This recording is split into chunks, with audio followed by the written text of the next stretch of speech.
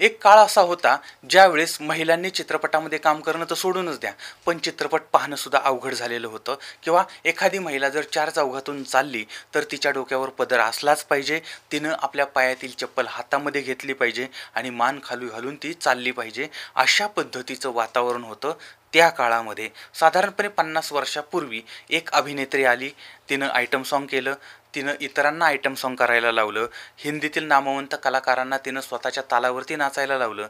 ती एक तरुण तडफदार अशी स्त्री होती, एक यशस्वी निर्माती होती, अष्टपैलू दिग्दर्शक होती, उत्कृष्ट लेखक होती. मराठीसोबतच हिंदी आणि गुजराती चित्रपटातसुद्धा तिनं आपल्या कर्तृत्वाचा ठसा उमटवलेला होता. जी स्वतः एक फिल्म इंडस्ट्री होती, ऑलराऊंडर होती. अशी एकमेवाद्वितीय अभिनेत्री म्हणजे सुषमा शिरोमणी.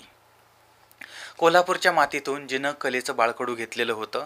आता यांची आर्थिक परिस्थिती जी आहे ती बिकट होती, तरीही हिचं शिक्षण चालू होतं. त्याचबरोबर ती सुषमा यांना अभिनयाची उपजतच आवड होती.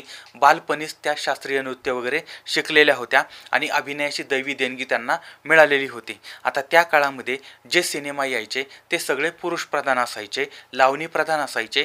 त्या काळामध्ये स्त्री ही स्त्रीचं प्रतिनिधित्व करत नव्हती, तर पुरुषी मनोवृत्तीचं लांगुल चालन ती करत होते.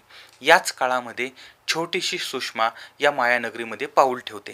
दिसायला अत्यंत सुंदर आहे, अत्यंत देखणी आहे, मनमोहक आहे आणि गोड स्वभावाची अशी ही लहान मुलगी. हिनं हिंदी चित्रपटामध्ये म्हणजे 1958 साली आलेला हिंदी चित्रपट लाजवंती आणि सोने की चिडिया या 2 चित्रपटामध्ये बालकलाकार म्हणून भूमिका केलेली होती. आणि त्याच्यानंतर राजा परांजपे यांचा गुरु किल्ली हा चित्रपट 1966ला आला होता. या चित्रपटामध्ये सुषमा शिरोमणी यांनी सदाबहार नृत्य केलेलं होतं आणि त्याच्यानंतर त्यांना चित्रपट मिळाला सतीचं वान. आता याच्यामध्ये सहनायिका म्हणून सुषमाजींनी काम केलेलं होतं, पण ही केवळ वाटचाल होती, वाट अजून सुरू व्हायची होती आणि चाल त्याच्यावरती करायची होती, चाल मात्र चालायची होती. आता सुषमा यांचं स्वप्न केवळ अभिनेत्री होऊन दुसऱ्याच्या तालावरती नाचणं हे कधीच नव्हतं. त्यांना फिल्म इंडस्ट्रीज म्हणजे ती फिल्म इंडस्ट्री स्वतःच्या इशाऱ्यावर नाचली पाहिजे असं त्यांचं स्वप्न होतं. आता 1971 साली त्यांनी दाम करी काम या चित्रपटामध्ये काम केलं आणि त्याच्यानंतर रंगू बाजारला जाते या चित्रपटात त्यांनी पहिल्यांदा नायिका म्हणून काम करायला सुरुवात केली किंवा नायिका म्हणून त्यांना तिथं संधी मिळाली होती. अशा पद्धतीनं बालकलाकार, कलाकार, सहकलाकार आणि नायिका असा यांचा हा प्रवास इथपर्यंत आलेला होता. आता त्याच्यानंतर सुषमा शिरोमणी यांनी स्वतःची शिरोमणी चित्र ही निर्मिती संस्था स्थापन केली आणि 1976 ते 1986 या 10 वर्षाच्या काळामध्ये शिरोमणी यांनी चित्रपटांची निर्मिती केलेली होती. आणि त्यांचा पहिला चित्रपट होता भिंगरी, म्हणजे डॉक्टर श्रीराम लागू, निळू फुले, विक्रम गोखले, रमेश देव, सुषमा शिरोमणी, विजू खोटे, माया जाधव यांच्या प्रमुख भूमिका असणारा हा चित्रपट आहे. आता या चित्रपटामध्ये सदा आणि दौलतराव हे दोघंजण जीवाभावाचे मित्र होते, पण त्यांच्यामध्ये दुर्दैवाने वाद होतो आणि यातून सदा दौलतरावांच्या मुलीचं अपहरण करतो आणि त्या मुलीचं नाव ठेवतो भिंगरी. आणि ती छोटी नंतर ती मुलगी जी आहे भिंगरी ती छोट्या मोठ्या चोऱ्या करायला लागते आणि एकदा या भिंगरीची गाठ दीपक नावाच्या एका तरुणाबरोबर ती पडते. प्रेम प्रकरण सुरू होतं आणि नंतर ही कथा जी आहे ती वेगळ्या वळणावरती जाते. तर अशा पद्धतीचा हा चित्रपट आहे. 1977 आलेला हा चित्रपट सुपर डुपर हिट ठरलेला होता. आणि विशेष म्हणजे या चित्रपटातील वेशभूषा भानू अथय्या यांनी केलेली होती. आता भानू अथय्या कोण होत्या तर गांधी चित्रपटासाठी यांना ऑस्कर मिळालेला होता आणि या भानू अथय्या कोल्हापूरच्या आहेत. यांचे वडील छत्रपतींचे पुरोहित होते आणि भानू अथय्या यांची आंतरराष्ट्रीय ख्यातीच्या वेशभूषाकार अशा पद्धतीचा नावलौकिक आहे. तर अशा पद्धतीच्या एका व्यक्तीनं या चित्रपटाचं वेशभूषेचं काम केलेलं होतं. आता त्याच्यानंतर 1980 आलेला फटाकडी. फटाकडीमधलं गाणं तुम्हाला सगळ्यांना माहीत असेल, कुठं कुठं जायचं हनीमूनला, हे गाणं रेखा यांच्यावरती चित्रित झालेलं होतं. आता या चित्रपटामध्ये मराठीमध्ये रेखा यांना सुषमाताईंनी पहिल्यांदा आणलेलं होतं. आता या चित्रपटामध्ये अशोक सराफ होते, उषा किरण होत्या, सुषमा शिरोमणी होत्या, श्रीराम लागू होते, निळू फुले होते, रमेश देव होते, विजू खोटे होते आणि दिग्दर्शन केलं होतं दत्ता केशव यांनी आणि हा चित्रपटसुद्धा सुपरहिट झालेला होता. त्यानंतर मोसंबी नारंगी 1980 सालचा चित्रपट आहे. याच्यामध्ये अभिनेते जितेंद्र जे आहेत त्यांनी पहिल्यांदा मराठीमध्ये पदार्पण केलेलं होतं आणि हा चित्रपटसुद्धा चांगला चाललेला होता. त्याच्यानंतर आला गुलछडी, हा आला 1984 साली. आणि या अगोदर एक चित्रपट आला होता, नाव होतं भन्नाट भानू. आता या चित्रपटापासून सुषमा शिरोमणी यांनी दिग्दर्शन करायलाही सुरुवात केली होती. नृत्य, संगीत, विनोद, साहस, अन्यायाचा प्रतिकार, दीनदुबळ्यांचं संरक्षण या सगळ्या विषयांचं मिश्रण या चित्रपटामध्ये होतं. आणि 1976 ते 1986 हा सुषमा शिरोमणी यांच्यासाठीचा सुवर्णकाळ होता, कारण त्यांचे सगळे चित्रपट हे सुपरहिट झालेले होते आणि त्यांचे बहुतेक सगळे चित्रपट हे स्त्रीप्रधान होते आणि मुख्य भूमिका त्यांनी स्वतःच साकारलेल्या होत्या. आणि आयटम सॉन्ग ही जी संकल्पना आहे ती मराठी चित्रपटामध्ये मराठमोळ्या ढंगामध्ये त्यांनी लोकप्रिय केलेली होती आणि अनेक वर्ष त्यांच्या चित्रपटांची आणि त्यांच्या भूमिकांची जादू त्या प्रेक्षकांवरती अजूनही आहे, होती आणि कायम राहणारे.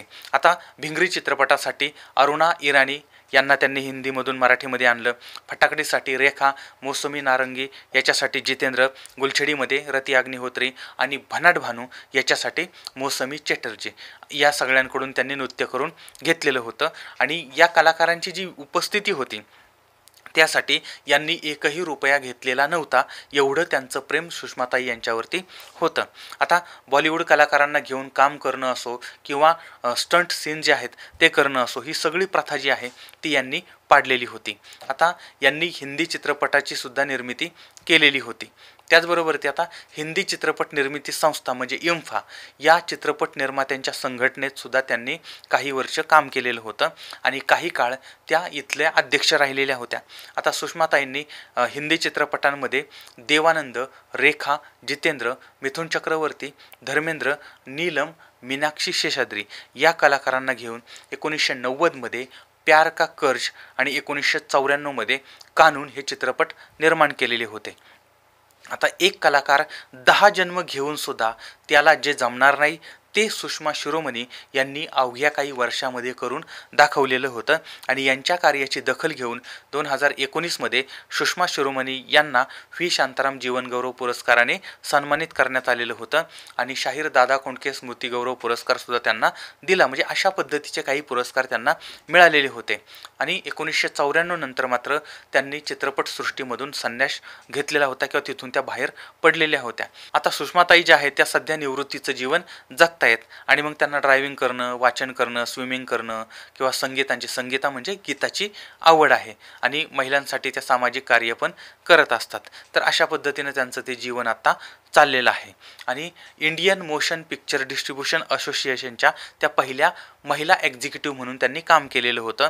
आणि film makers combine, the film federation of India, chambers of motion picture producer आणि NFDC किंवा federation of western India cine employee, त्याचबरोबर ते म्हणजे अशा ज्या संघटना आहेत, अशा ज्या संस्था आहेत त्यांच्या प्रमुखपदी किंवा अशा पदांवरती त्यांनी काम केलेलं होतं. आणि पायरसीच्या विरोधामध्ये जो कायदा आला होता तर तो कायदा करण्यासाठी सुषमाजी ज्या आहेत त्या राष्ट्रपती प्रतिभाताई पाटील यांना सुद्धा भेटलेल्या होत्या. आता सुषमाजींचं चित्रपट क्षेत्रातील त्यांनी स्वतःचा एक वेगळा ठसा उमटवलेला आहे, पण त्यांना महत्त्वाचे पुरस्कार जे मिळायला पाहिजे होते ते मात्र त्यांना मिळाले नाहीत. म्हणजे पात्रता असताना, उंची असताना, गुण सगळे असताना सुद्धा त्यांना ते पुरस्कार मिळालेले नाहीत. आणि पुरस्कार मिळाले नसतील कदाचित त्यामागचं कारण असेल ते म्हणजे सुषमाताई यांचा प्रामाणिकपणा किंवा कर्तव्यपरायणता. आता त्यांच्या कर्तव्याबद्दल किंवा प्रामाणिकपणाबद्दल एक किस्सा सांगितला जातो. ऑस्कर पुरस्कारासाठी चित्रपटांची निवड करायची होती आणि या निवड समितीच्या अध्यक्ष होत्या सुषमा शिरोमणी. त्यावेळेस त्यांच्यासमोर 2 चित्रपट आले होते. एक होता शाहरुख खानचा अशोका आणि दुसरा होता आमिर खानचा लगान. आता यावेळेस आपला सिनेमा ऑस्करसाठी पाठवण्यात यावा यासाठी शाहरुख खान आणि जुही चावला यांनी सुषमा शिरोमणी यांना मस्का लावायला सुरुवात केली. आता बघा, आपण मस्का लावतो पावाला, पण मोठी माणसं जे मस्का लावतात ते वेगवेगळे प्रकार असतात.